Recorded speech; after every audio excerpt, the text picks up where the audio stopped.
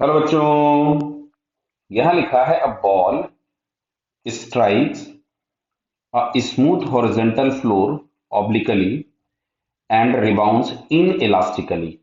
अच्छा, अगर in elastic collision है तो मोमेंटम कंजर्व होगा, कुछ ना कुछ part of kinetic energy loss हो जाएगी या एनर्जी का लॉस हो जाएगा। क्लियर?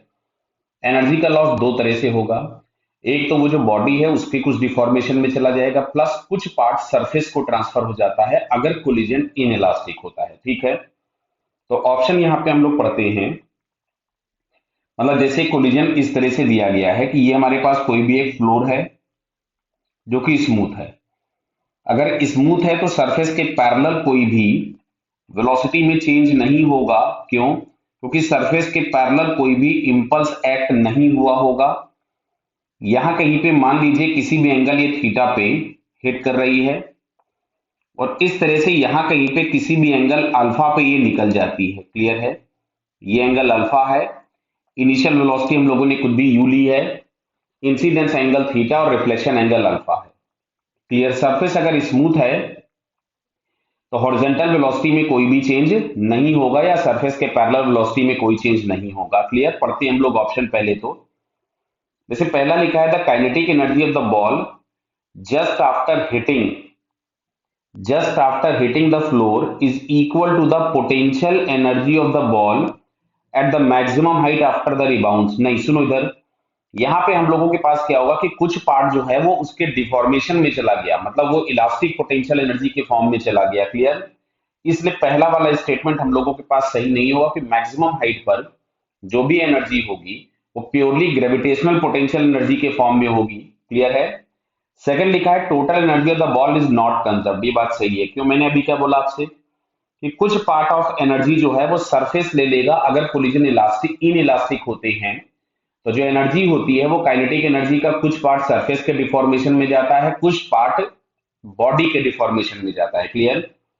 नेक्स्ट लिखा है angle of rebounds with the vertical is greater than the angle of incidence. देखो ये होगा तो बड़ा, मैं आपको दिखा भी देता हूं प्रूफ करके।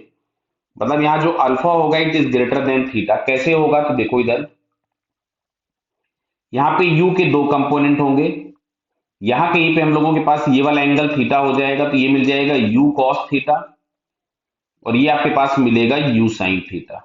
क्लियर? ऐसा ही अगर हम यहाँ देखेंगे तो v के हमारे पास दो कंपोनेंट होंगे, ये एंगल अल्फा हो जाएगा तो यहाँ आपको मिलेगा v cos अल्फा, और यहाँ आपके पास मिलेगा v sin अल्फा। तो देखो जैसा कि सरफेस स्मूथ दिया गया है तो सरफेस के पैरेलल कहीं भी कोई भी चेंज होने वाला नहीं है। मतलब यहां से हम लोग लिख सकते थे कि v sine alpha is equal to u sine theta. Clear?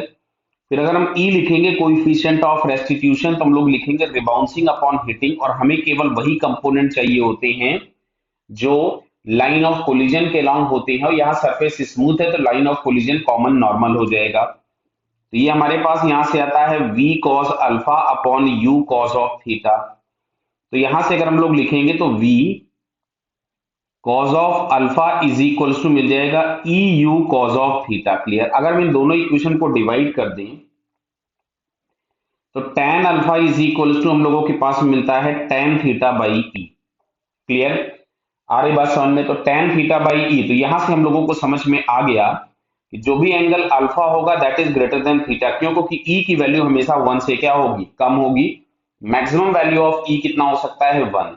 तो यहाँ पे थर्ड ऑप्शन भी करेक्ट हो गया, नन ऑफ दिस का कोई ऑप्शन बनता नहीं है फिर। तो यहां से हम लोगों के पास second and third option correct है। क्लियर बेटा? Okay, all the best.